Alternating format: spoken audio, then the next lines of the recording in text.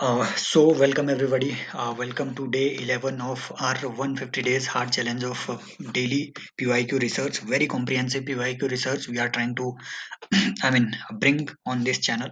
आप फॉलो कर सकते हैं इस चैनल को इसी तरीके की बाकी वीडियोस के लिए भी। शुरुआत करते हैं, ज्यादा डिस्क्रिप्शन डिटेलिंग नहीं देंगे। राइट, देखो ये जो क्वेश्चन है, these questions are basically from 2023 prelims, UPSC के प्रीलिम्स। और इस तरीके के क्वेश्चन, इस लाइन में क्वेश्चन पूछने की यूपीएससी की अब आदत हो गई है। 2022 का आप प्रीलिम्स का क्वेश्चन उठा करके देख लेना, उस क्वेश्चन पेपर में भी लगभग 4 से 5 क्वेश्चंस उन्होंने बिल्कुल मैपिंग के पूछे हुए थे। इस साल तो आईआर में मैपिंग के नाम पे उन्होंने, ठीक है, आईआर को मैपिंग से लिंक करके उन्होंने इस बार क्वेश्चन पूछे, और मैपिंग से टोटल लगभग 8 से 9 क्वेश्चन मैपिंग के इस साल उन्होंने पूछे हुए थे। राइट, अलग-अलग जगह से, नॉट ओनली आईआर के क्वेश्चंस, इवन आपके राइट एनवायरनमेंट के जो हमने ऑलरेडी डिस्कस किए हुए हैं, ऑलरेडी 10 वीडियोस पहले अपलोड हो चुकी है, आप जा करके उन्हें देख सकते हैं। राइट, तो देखो ये बहुत ही सिंपल क्वेश्चन था, बहुत सिंपल क्वेश्चन था। अगर किसी ने मैपिंग अच्छे से की हो, चैनल में नीचे जाकर के देख लेना। प्रीलिम से ठीक 2-3 दिन पहले, ठीक है, मैंने एक कॉम्प्रिहेंसिव 2 घंटे की वीडियो डाली थी। अगर किसी की मैपिंग और आईआर अच्छे से कवर या रिवाइज नहीं हुआ है, एक बार वो 2 घंटे की वीडियो जाकर के देख लेना। उसमें से ये सारे आईआर के जितने भी मैपिंग से रिलेटेड क्वेश्चन थे, सारे वहां से अटेम्प्ट आप इजिली कर सकते थे। राइट, जैसे यहाँ ये क्वेश्चन, ये तो डायरेक्ट हिट है। ये क्वेश्चन यहाँ पे पूछा हुआ था, यूक्रेन को कौन सा कंट्री यहाँ बॉर्डर करता है, कितने कंट्रीज यहाँ पे बॉर्डर करते हैं। राइट, तो ये चीजें सीधी यहाँ से निकालनी थी। बुल्गारिया हो गया, चेक रिपब्लिक हो गया, ठीक है, लातविया, लिथुआनिया, भाई ये एस्टोनिया, लातविया, लिथुआनिया ये तो कहाँ यूक्रेन से टच करेंगे भाई। ये जो कंट्रीज है, these are known as Baltic countries, ठीक है। तो ये बाल्टिक सी के पास बिल्कुल एकदम वेस्ट में है, ठीक है, आपके नॉर्थ वेस्ट में है। क्या कहते हैं, जो जो यूरोपियन कॉन्टिनेंट है। तो ये कहाँ ही आपके यूक्रेन के साथ टच करेंगे, इन्हें तो ऐसे ही हटाना था। रोमानिया करता है, हंगरी करता है। राइट, अब यहाँ पे हम एक बार मैपिंग जरूर देखेंगे यूक्रेन की। यूक्रेन बहुत इंपॉर्टेंट है, क्योंकि अभी भी यहाँ पे डिस्प्यूट जारी है। ये वो एरिया है, ठीक है, डोनबास का रीजन, ठीक है, राइट। तो जहाँ पे रशिया ने रिसेंटली आपका जो है एग्रेशन किया हुआ है। राइट, मारियोपोल ये सिटी आपके न्यूज में रहती है, ठीक है। और ये खेरसन, खेरसन पोर्ट ये भी आपका न्यूज में था। ओडेसा पोर्ट बहुत ज्यादा न्यूज में इसलिए था क्योंकि जो wheat export deal recently sign हुई थी, राइट, जो कि रशिया और यूक्रेन के बीच international wheat export agreement sign हुआ था, जिसमें मीडिएशन आपके टर्की ने की थी। राइट, टर्की के अर्दोगान ने ये मीडिएशन की थी, और वो जो व्हीट एक्सपोर्ट यूक्रेन से होना था वो इसी ओडेसा पोर्ट के थ्रू हो रहा था। और इसी ओडेसा पोर्ट को जो है रशिया ने यहाँ पे चोक करके रखा हुआ था। Right, so this is about your Odesa port. आप मुझे बताएंगे कि ब्लैक सी और सी ऑफ अजोव के बीच ये जो यहाँ पे स्ट्रेट है, इस स्ट्रेट को आप क्या कह रहे हैं। और ब्लैक सी में एंट्री मारने के लिए मेडिटेरेनियन से आपको जिस स्ट्रेट के थ्रू एंटर करना पड़ता है, राइट, तो उस उस स्ट्रेट को भी क्या कहते हैं, ये दोनों आप मुझे कमेंट सेक्शन में बताएंगे। तो देखो ये है आपका यूक्रेन। और कभी भी ब्लैक सी की बॉर्डरिंग कंट्री को अगर याद रखना हो, सिंपल BRU, ये टेक्निक याद रखना। बी नीचे रख लेना, ठीक है, बुल्गारिया, यहाँ नीचे बुल्गारिया है, आपको दिखाई नहीं दे रहा होगा। यहाँ रोमानिया आता है, ठीक है, यहाँ यूक्रेन आपका आता है। राइट, तो ये है ब्लैक सी की बॉर्डरिंग कंट्री वेस्ट में। ईस्ट में आपका आता है वही रशिया, जॉर्जिया और नीचे टर्की। बस 6 ही कंट्रीज ऐसी है जो कि ब्लैक सी को बॉर्डर कर रही होती है। सिंपल बात है, कोई चीज ज्यादा कंफ्यूज नहीं करनी है। ये ब्रू ट्रिक आपकी लागू होगी इवन इवन बुरुंडी, रवांडा और युगांडा में भी। लेकिन यहाँ आपको, क्योंकि यहाँ पे आपने ब्रू, बी नीचे रखा था, आर ऊपर रोमानिया और यू उससे ऊपर, ठीक है, आप ब्रू को साउथ टू नॉर्थ की ओर रखे थे। लेकिन जब आप विक्टोरिया लेक, अफ्रीका में विक्टोरिया लेक की बॉर्डरिंग कंट्रीज को देखोगे, तो उसमें आपको बी ऊपर, आर नीचे और यू सबसे नीचे, बुरुंडी, रवांडा, युगांडा। इस तरीके से आप देख पाएंगे कि लेक विक्टोरिया विक्टोरिया के साथ बॉर्डरिंग कंट्रीज को भी है, आप इसी ट्रिक के साथ जो है शेयर कर सकते हैं। तो डेफिनेटली देखो, यूक्रेन को बेलारूस यहाँ पे टच कर रहा है, Poland, Slovakia, Hungary, Romania, right. Russia तो करेगा ही करेगा, एग्रेशन कर रहा है। टर्की नहीं कर रहा है, याद रखना, राइट। एंड जॉर्जिया नहीं कर रहा है। फ्यूचर में फिर से यहाँ पे क्वेश्चन बन सकता है। बेलारूस तो करेगा ही करेगा, ठीक है, ये CSTO का भी मेंबर है। और रिसेंटली रशिया ने जो है बेलारूस को राइट, जो बेलारूसियन प्रेसिडेंट है, बेलारूस के प्रेसिडेंट की हेल्प से ही उन्होंने यहाँ पे नॉर्थ में यूक्रेन को एक तरीके से ब्लॉक करके रखा हुआ है, यहाँ के रास्ते ब्लॉक करके रखे हुए हैं, right. So this is about your Ukraine etcetera. यहाँ से हाँ, एक और चीज जो डोनेस्क, नाइपर, ठीक है, और आपके डॉन, ठीक है, इस तरीके की जो रिवर है, ठीक है, डोनेस्क, डेनाइपर, डॉन, ये सब रिवर्स भी आपके ब्लैक सी पे एंटर करती है, डी से शुरू होने वाली जो भी रिवर होगी। इवन यहाँ से डेन्यूब रिवर भी आपकी आ रही होती है। आप मुझे एक स्टेटमेंट, एक ये मुझे कमेंट सेक्शन में बताएंगे कि जो मूरा, द्रवा, डेन्यूब, ठीक है, मूरा, द्रवा, ड्रेन्यूब, ये एक 5 कंट्रीज रिजर्व है, ठीक है, जो रिसेंटली फेमस था। ये इसलिए क्योंकि यूनेस्को ने इसे एज फर्स्ट 5 कंट्री रिजर्व जो है, वो हेरिटेज रिजर्व उसे डिक्लेयर किया हुआ है, बायोलॉजिकल रिजर्व। आप मुझे बताएंगे कि ये कौन सी 5 कंट्रीज है जहां जहां ये मूरा, द्रवा, डेन्यूब, ये दुनिया का पहला 5 कंट्री रिजर्व जो है पाया जा रहा है, राइट। नंबर 1 आप मुझे ये बताएंगे। नंबर 2 ये भी आप मुझे रिसर्च करके बताएंगे कि ये जो डेन्यूब रिवर है, क्या ये डेन्यूब रिवर जो कि लगभग यहाँ से नीचे आपके ब्लैक सी में फॉल कर रही है, क्या ये डेन्यूब रिवर का कोई हिस्सा यूक्रेन में भी पास होता है? ये हो सक मैं आपको यहाँ पे बता सकता था, लेकिन फिर आपको याद नहीं रहेगा, इसलिए खुद ये रिसर्च ज़रूर करना। डेन्यूब रिवर के, ठीक है, ब्रांचेज़ के बारे में ज़रूर रिसर्च करना, आप पाएँगे कि हाँ, कुछ एक अच्छी इंटरेस्टिंग इन्फॉर्मेशन डेन्यूब रिवर के रिगार्डिंग आप पाएँगे। सो दिस इज़ अबाउट, और इसके ज़्यादा आपने कुछ भी मैपिंग दूसरी नहीं करनी है। आई डोंट थिंक कि यूक्रेन के रिस्पेक्ट में इससे ज़्यादा आपको कुछ और चीज़ चाहिए। ये पूरा रीजन हमने यहाँ पे कवर कर लिया, राइट। ऐसा ही एक क्वेश्चन, ये देखो 2022 का क्वेश्चन है, एक ही ट्रेंड, ठीक है, जो चीज़ आपकी न्यूज़ में है, अगर अगले साल आपके इज़राइल और पैलेस्टीन से रिलेटेड भी अगर मैपिंग आ जाए, या फिर अगले साल अगर क्योंकि सूडान इस साल न्यूज़ में था, ठीक है, और क्योंकि democratic Republic of Congo etcetera ये इस साल न्यूज़ में थे, राइट। यहाँ पे कूच वगैरह के जो इंसिडेंट्स हुए हैं, ठीक है, तो अगर इनसे रिलेटेड भी क्वेश्चन आ जाए तो उसके लिए प्रिपेयर रहना, क्योंकि देखो पिछले साल अफगानिस्तान न्यूज़ में था, मैपिंग पूछ लिया, इस साल यूक्रेन न्यूज़ में था, मैपिंग पूछ लिया, अगले साल हो सकता है इज़राइल पे क्वेश्चन पूछ ले। अब ये भी बिल्कुल सिंपल चीज़ थी, देखो यहाँ से रशिया हटाना है, ठीक है, यहाँ से आप जब देखेंगे तो ठीक है, यहाँ से आपने किर्गिस्तान हटा देना है, ठीक है, और यहाँ से क्या हटेगा, और यहाँ से देखो, यहाँ से आपने रशिया फिर से हटा देना है, so answer would be C, right. अब इसका भी बिल्कुल शॉर्ट में यहाँ देख लेते हैं, अफगानिस्तान से रिलेटेड थोड़ी mapping. This is your Afghanistan, ठीक है, अफगानिस्तान को बॉर्डर करने वाला इधर ईरान है, तुर्कमेनिस्तान है, ठीक है, इधर ऊपर उज्बेकिस्तान है, तजाकिस्तान है, ताज कहाँ है? इंडिया के पास, ये याद रखना। हालांकि यहाँ पे इंडिया का मैप इन्होंने गलत शो किया हुआ है, ब्रिटानिका वालों ने, केस होना चाहिए इन पे भी। तो मेरी तरफ से डिस्क्लेमर है कि इंडिया का पूरा पार्ट ही इंडिया का पार्ट है, अखंड भारत ही भारत है समझ रहे हो? तो ये जो तजाकिस्तान है, राइट, तजिकिस्तान इंडिया के बिल्कुल पास है, तो ऐसे याद रखना कि ताज मतलब कहाँ, इंडिया के बिल्कुल सर के पास, सबसे नजदीक ये तजिकिस्तान है सेंट्रल एशियन कंट्रीज में, राइट। एंड देन आपका आता है पाकिस्तान, चाइना भी यहाँ देखो बॉर्डर शेयर कर रहा है, और ये जो एरिया है, ये जो चाइना का, ये इसे कहते हैं चाइना का जिनजियांग प्रोविंस, ठीक है, जहाँ पे उइगुर मुसलमान रह रहे हैं, और ये जो चाइना का बॉर्डरिंग एरिया और अफगानिस्तान का बॉर्डरिंग एरिया है, इसी को हम कहते हैं वखान कॉरिडोर, जो कि न्यूज में था, वखान कॉरिडोर, ठीक है, ये बात आपने याद रखनी है। दूसरी बात, आप देखो यहाँ जो इंडिया का ये जो एरिया है, यहाँ एक वैली पड़ती है पीओके में, उसे कहते हैं शाक्सगाम वैली, शाक्सगाम वैली, ठीक है। इसी शाक्सगाम वैली के थ्रू चाइना सीपीईसी बना रहा है, चाइना पाकिस्तान इकोनॉमिक कॉरिडोर, और ये शाक्सगाम वैली पाकिस्तान ने एक एग्रीमेंट के थ्रू, जो कि इंडियन टेरिटरी है, वो चाइना को सक्सीड कर दी थी, ठीक है।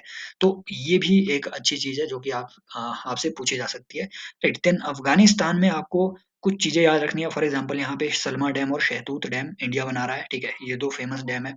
और अफगानिस्तान में एक ग्रैंड, ठीक है, एक ग्रैंड एक एक तरीके से ये एक एक रोड का प्रोजेक्ट भी इंडिया का था, राइट। एंड देन अफगानिस्तान में काबुल में जो पार्लियामेंट है, वो इंडिया ने पार्लियामेंट की बिल्डिंग बनाई हुई है, लगभग $3 बिलियन का इंडियन इन्वेस्टमेंट यहाँ पे रहा था। और अफगानिस्तान में आपने मज़ार शरीफ, ठीक है, मज़ार शरीफ, ये न्यूज़ में थी ये जगह, और ये भी आपने याद रखनी है, यहाँ से भी क्वेश्चन बन सकता है, मज़ार शरीफ कहाँ पे है, और कुंदुज कहाँ पे है, कुंदुज यहाँ ईरान के लगभग पास है, यहाँ पे अफगानिस्तान की जगह है, राइट। तो ये भी न्यूज़ में थी अफगानिस्तान क्राइसिस के time. And then northern alliance Afghanistan का, एक सेकेंड, अगर मैं इसे थोड़ा मिटा दूं तो, राइट, नॉर्दर्न अलायंस, बेसिकली आपसे पूछा जा सकता है कि नॉर्दर्न अलायंस क्या चीज है, तो नॉर्दर्न अलायंस यही अफगानिस्तान में ये जो नॉर्थ वाला हिस्सा है, राइट, ये जो नॉर्थ वाला हिस्सा है, इस पहाड़ी एरिया में स्पेशली जो है एक रेजिस्टेंस का ग्रुप था नॉर्दर्न अलायंस, जिसे ये तजिकिस्तान, तुर्कमेनिस्तान, उज्बेकिस्तान ये सपोर्ट किया करते थे अपने टाइम में अगेंस्ट तालिबान, ठीक है, नॉर्दर्न अलायंस। और ये याद रखना है, ये जो सेंट्रल एशियन कंट्रीज है इस्लामिक है, लेकिन मॉडरेट इस्लामिक है क्योंकि इन पे यूएसएसआर का इन्फ्लुएंस है, राइट। अब ये हुआ अपने ईरान भैया, और ईरान में यहाँ पे हम बना रहे हैं चाबहार पोर्ट, और हम कोशिश कर रहे हैं कि चाबहार से लेकर के, ठीक है, अ, यहाँ, ठीक है, अब क्या कहते हैं आपके ठीक है, चाबहार से लेकर के जाहेदन, और जाहेदन से लेकर के जरंज, ठीक है। इस एरिया में हम जो है एक रेल लाइन और फिर रोड लाइन यहाँ पे स्टेब्लिश करें, ताकि अफगानिस्तान को चाबहार से कनेक्ट किया जा सके और फिर अफगानिस्तान को सेंट्रल एशिया से कनेक्ट किया जा सके। और चाबहार को ही यहाँ से हम कोशिश कर रहे हैं north south international north south transport corridor के थ्रू, ठीक है, रशिया में मॉस्को के साथ कनेक्ट करने का। So this is about our Chabahar project also. ऐसा ही एक प्रोजेक्ट इंडिया टू यूरोप, ठीक है, इंडिया यूरोप इकोनॉमिक कॉरिडोर एक नया रिसेंटली G20 में प्रपोज हुआ है कि इंडिया के मुंबई से लेकर के, ठीक है, यहाँ सऊदी अरेबिया तक हम एक कॉरिडोर बनाएंगे, फिर इसे लिंक किया जाएगा यूरोप तक। तो ये BRI का एक आंसर कंसिडर किया जा रहा है इंडिया की तरफ से, right. So this is about it. Caspian sea की भी अगर आपको बॉर्डरिंग कंट्रीज याद रखनी है, सिंपल है भाई, कुछ भी खास नहीं है, राइट। यहाँ देखो ये कजाकिस्तान है, ठीक है, एक कजाकिस्तान है, फिर आपने तुर्कमेनिस्तान याद रखना है, ईरान याद रखना है, बस। यहाँ कंफ्यूज नहीं होना है, अर्मेनिया नहीं है, ये अजरबैजान है। अर्मेनिया यहाँ लैंडलॉक्ड कंट्री है, ये है आपके अर्मेनिया, ये अजरबैजान है। अजरबैजान कैस्पियन सी को बॉर्डर कर रही है, फिर आपका आता है ऊपर Russia, right. This is simple thing, इतना सिंपल है आपका कैस्पियन सी वगैरह को भी याद रखना। आप मुझे कमेंट सेक्शन में अब ये बताएंगे कि वो कौन सी दो लैंडलॉक्ड कंट्रीज है जो कि डबल लैंडलॉक्ड है। तो सिर्फ दो ऐसी कंट्रीज है दुनिया में जो मानी जाती है कि डबल लैंडलॉक्ड है। आप मुझे बताएंगे वो कौन सी कंट्रीज है। देखो, ये बहुत ही ज्यादा हमने डिस्कस कर दिया, बहुत ब्रॉड, ज्यादा जरूरत से ज्यादा डिस्कशन हो गया एक ही क्वेश्चन पे। देखो, ये 73rd क्वेश्चन देखते हैं। ये बहुत ही ज्यादा कॉन्सेप्चुअल क्वेश्चन है, राइट, कि soil in tropical rain forest is rich in nutrients. इसे तो देख कर ही उड़ा दो, ये एक्चुअली मेरे अपने रिस्पॉन्सेज है, तभी मैंने यहाँ पे ये रिस्पॉन्सेज साथ में मार्क किए हुए हैं, ताकि मैं आपको ये भी बता सकूं कि एग्जामिनेशन हॉल के अंदर आपकी साइकोलॉजी कैसे काम करती है, मैंने कैसे सोचा, राइट। तो 2023 के जो प्रीलिम्स के पेपर है, तो उसको हम इसी तरीके से एनालाइज कर रहे होंगे। दूसरा क्वेश्चन स्टेटमेंट बोल रही है, the high temperature and the moisture of tropical rain forest cause dead organic matter in the soil to decompose quickly, right. ये स्टेटमेंट आपकी सही है। अब लोग बोलेंगे कि अगर डेड ऑर्गेनिक मैटर डीकम्पोज हो रहा है, तो यहाँ पे ट्रॉपिकल रेन फॉरेस्ट रिच होनी चाहिए न्यूट्रिएंट में। ऐसा नहीं है। एक्चुअली ट्रॉपिकल रेन फॉरेस्ट के बारे में एक आपको डाइकोटोमी देखने को मिलती है। यहाँ फॉरेस्ट तो बहुत ज्यादा है, बिल्कुल, बायोमास भी बहुत ज्यादा नीचे गिरता है, बिल्कुल, मिनरलाइजेशन भी बहुत क्या कहते हैं, जो उसका डिकम्पोजिशन है वो भी बहुत ज्यादा होता है, बिल्कुल सही बात है, राइट। लेकिन गुरु यहाँ होती है excess bacterial activity. Excess bacterial activity की वजह से बैक्टीरिया बैक्टीरिया सारे पत्तों को खा जाता है, और फिर मिनरलाइजेशन नहीं हो पाता। समझ गए, जो उससे मिनरल निकलने थे वो नीचे मिट्टी में नहीं जा पाते हैं, क्योंकि उसे खा लिया बैक्टीरिया ने। इस वजह से देखो, ये जो है सेकंड स्टेटमेंट सही है, लेकिन ये फर्स्ट स्टेटमेंट डिफीट हो जाती है। यही एक एनोमली आपको देखने को मिलती है ट्रॉपिकल रेन फॉरेस्ट में। यहाँ से अच्छा एक क्वेश्चन और भी बन जाएगा कि ट्रॉपिकल रेन फॉरेस्ट में जो पौधे हैं, बिल्कुल सही बात है, पेड़ बहुत ऊंचे होते हैं, राइट, क्योंकि पेड़ों में कंपटीशन होता है, वो सनलाइट ज्यादा से ज्यादा लेना चाह रहे हैं, तो ये ऊंचे से ऊंचा ग्रो करना चाहेंगे, राइट। इनकी कैनोपी वगैरह बहुत डेंस होगी और ऊपर ये उठने की कोशिश करेंगे, इस वजह से ये ऊंचे बहुत होंगे। लेकिन गुरु इनकी ना जड़ें बहुत कमजोर होती है, जो जितना ऊंचा उसकी जड़ें उतनी कमजोर है नीचे, क्योंकि इन्हें पानी मिल रहा है भाई यहाँ मुंह के पास, यहाँ बारिश बहुत ज्यादा होती है, पानी मुंह के पास मिल रहा है, यहाँ डेंस, ठीक है, नीचे आपकी जो है डीप ग्रोथ नहीं होती है जड़ों की। यहाँ से भी अच्छा क्वेश्चन बन सकता है। और यहीं से एक कॉन्सेप्ट और खींचे, तो आप अगर देखें जो हमारे अल्पाइन फॉरेस्ट होते हैं, या फिर स्पेशली टुंड्रा फॉरेस्ट तो बहुत ही ज्यादा, राइट। अब टुंड्रा भी दो तरीके के होते हैं, एक आपके हो गए आर्कटिक टाइप या फिर पोलर टुंड्रा, एक हो गए आपके, ठीक है, अल्पाइन टुंड्रा, या फिर जिन्हें हम कहेंगे कि माउंटेन वाली टुंड्रा वनस्पति, जो कि बहुत ऊंची ठंडी एरिया में पाई जा रही है। आर्कटिक टुंड्रा में आपको जो टुंड्रा वनस्पति है उसमें जड़ें बहुत डीप इसलिए नहीं मिलेंगी, क्योंकि आर्कटिक एरिया में जो सॉइल है, ठीक है, वो बेसिकली परमाफ्रॉस्ट टाइप की है, ठीक है, वो परमानेंटली फ्रोजन हो चुकी है, जड़ें उसमें नीचे घुस नहीं पा रही है, वहां आपको डीप जड़ें नहीं मिलेंगी। लेकिन जो अल्पाइन टुंड्रा है, जो आपकी माउंटेन वाली टुंड्रा वनस्पति है, वहाँ आपको जड़ें बहुत ही ज़्यादा डीप मिलेगी क्योंकि उन्हें पानी बहुत नीचे से ड्रैग करना पड़ रहा है। समझ रहे हो?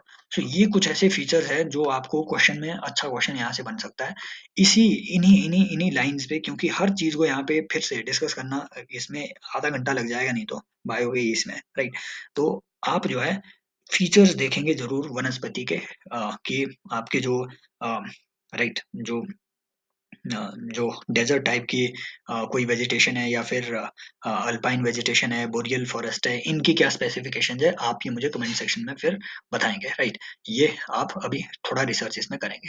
नेक्स्ट आते हैं 74th क्वेश्चन में। देखो, ये बहुत ही ज़्यादा, this is perfect example, classic example कि कैसे वो पीवाईक्यू पे क्वेश्चन बना रहे हैं। जिन्हें पता नहीं है कि पीवाईक्यू कैसे रिपीट होते हैं, भाई ऐसे रिपीट होते हैं। ये सिर्फ 2022 में पूछा गया क्वेश्चन था। ये ओह सॉरी, हाँ, ये तो 2021 में पूछा गया क्वेश्चन था, राइट? ये 2021, 2020 या 2021 में पूछा गया क्वेश्चन था। और अ, इसमें शायद मैं वो क्वेश्चन ऐड नहीं कर पाया, temperature contrast, high temperature moisture, okay. ओहो! मैं इसमें वो एक क्वेश्चन इसमें शायद ऐड नहीं कर पाया, वो डिलीट हो गया। एक क्वेश्चन आया हुआ था, ओके, ओके। हाँ, वो ऐड नहीं कर पाया, सॉरी उसके लिए, राइट, वो ऐड ही नहीं हुआ। एक वो कल हम देखेंगे ज़रूर, वो डायरेक्ट आपके पीवाईक्यू से रिपीटेड था। समझ रहे हो? तो अभी इसको डिस्कस कर लेते हैं। वो एक्चुअली जिस क्वेश्चन की मैं बात कर रहा हूँ वो आपके क्लाउड्स के बारे में एक क्वेश्चन था कि भैया क्लाउड या फिर मॉइस्चर जो है, वाटर मॉइस्चर किस तरीके से हीट को एब्ज़ॉर्ब करता है, उसे कल देख लेंगे, राइट? ये क्वेश्चन भी आपके 2020 या 2021 में कहीं पूछा हुआ था इन्होंने, राइट? कि भैया ओशन वार्मिंग वगैरह क्या होती है? सी सरफेस टेम्परेचर पे यही क्वेश्चन आपके आया हुआ था। उसी कॉन्सेप्ट पे 2021 को ये सी सरफेस टेम्परेचर वाला क्वेश्चन जाकर के देख लेना। सी सरफेस टेम्परेचर पे क्वेश्चन आया हुआ था, राइट? अरेबियन सी का सी सरफेस टेम्परेचर एटसेट्रा। उसी कॉन्सेप्ट पे बिल्ड होकर के ये क्वेश्चन यहाँ पूछा हुआ है कि द स्पेसिफिक, ये देखो स्टेटमेंट 2 कह रही है कि the specific heat of water is more than the land surface. अब ये स्पेसिफिक हीट क्या होती है? Specific heat of any substance is the heat required to heat that substance up. ठीक है, कि भैया एंटायरिटी में उस सब्सटेंस, हम ये नहीं बात कर रहे हैं कि मॉलिक्यूल को हीट करने में कितना आपको जो है हीट लगेगी, नो, एंटायरिटी ऑफ सब्सटेंस, ठीक है? तो अगर उसको आपने हीट अप करना है तो आपको कितनी हीट लगेगी? डेफिनिटली अगर आपको वाटर को, ठीक है, या फिर ओशन को हीट अप करना है तो ओशन ना धीरे-धीरे हीट अप होते हैं क्योंकि इनके पास पानी का वॉल्यूम बहुत ज़्यादा है। और दूसरी बात ये है कि ओशन इसलिए भी धीरे-धीरे हीट अप होते हैं क्योंकि ओशन जो है, ओशन में पानी सर्कुलेट होता रहता है। तो वो जो हीट है वो एक जगह से दूसरी जगह जाती रहेगी और सरफेस हमेशा ठंडा होता रहेगा। समझ रहे हो? अपवेलिंग होगी, नीचे से ठंडा पानी ऊपर आएगा, फिर ऊपर वो घुल जाएगा, तो सरफेस जो गर्म होने की कोशिश कर रहा था, फिर ठंडा हो जाएगा। तो इसलिए भी ये जो है टाइम बहुत ज़्यादा लेते हैं ओशन, राइट? अपने आप को गर्म करने के लिए। लेकिन ये जो टाइम है, ये आपके लैंड सरफेस में कम रहता है क्योंकि लैंड तो स्टैटिक है, सीधा हीट आ रही है और वो उसे एब्ज़ॉर्ब कर रहा है, हीट का ट्रांसफर भी उतना नहीं हो रहा है, राइट? लैंड में। तो लैंड तो एकदम जल्दी गर्म हो जाएगी, ये बात तो एकदम सही है। और ये इसी कॉन्सेप्ट पे ये चीज़ यहाँ पे ये डिपेंड करता था कि आप इस स्टेटमेंट को कैसे इंटरप्रेट करते हैं। The temperature contrast between continents and oceans is greater during the summer than in the winter. Actual में ये आपसे कुछ नहीं पूछ रहा है, ये आपसे साइक्लोन की अंडरस्टैंडिंग पूछ रहा है ब्रो। ये आपके से साइक्लोन्स की अंडरस्टैंडिंग अगर आपकी है, तो आप ये क्वेश्चन ईज़िली कर सकते थे। आप पाएँगे, राइट, कि फिनोमिना बेसिकली होता क्या है? होना तो ये चाहिए कि गर्मियों में पानी जल्दी गर्म हो जाए। अब गर्मी फॉर एग्ज़ाम्पल इंडिया का ही रेफ़रेंस लें, तो गर्मी अप्रैल टू, ठीक है, लगभग अप्रैल से लेकर के मई, जून, जुलाई, अगस्त तक हमारी गर्मी रहती है। लेकिन आप देखेंगे अप्रैल टू अगस्त ये वो पीरियड नहीं है जब आपका ओशन सबसे ज़्यादा गर्म होता है। नो, यहाँ पे ओशन अभी हीट ले रहा होता है। ठीक है, समर इक्विनॉक्स के टाइम तक जो है आपका जो ओशन है वो हीट ले रहा होता है। ये जो गर्म होता है लगभग 27 डिग्री सेल्सियस तक आपका जो ओशन गर्म होता है, वो होता है लगभग अगस्त से लेकर के, ठीक है? अगस्त, सितंबर, अक्टूबर, ठीक है? यहाँ इस मोमेंट में हमारा ओशन जो है नॉर्थ हेमिस्फीयर में सबसे ज़्यादा गर्म होता है क्योंकि अब तक वो हीट अप हो चुका होता है। समझ रहे हो ना बात को? अब देखो, जो अग अप्रैल, ठीक है, अब ये जो एरिया है आपका, ये जो टाइम है यहाँ पे आपका ओशन सबसे ज़्यादा गर्म है और अक्टूबर के बाद तो ठंड आ ही रही है। और जब हम नॉर्थ हेमिस्फीयर की बात कर रहे हैं, तो एंटायर नॉर्थ हेमिस्फीयर की बात कर रहे हैं और ठीक है, आपके जो यूके वगैरह है, वहाँ तो सितंबर में ही ठंड पड़ रही है। समझ रहे हो? तो ये जो है विंटर की बात यहाँ पे आपकी शुरू हो चुकी है, राइट? अब यहाँ देखो, यहाँ पे जो आपके अगस्त, सितंबर, अक्टूबर है, लगभग 27 डिग्री सेल्सियस यहाँ पे आपका ओशन का सरफेस हो जाता है गर्म, तभी तो साइक्लोन वगैरह आपके इस मंथ में ज़्यादा देखने को मिलते हैं, राइट?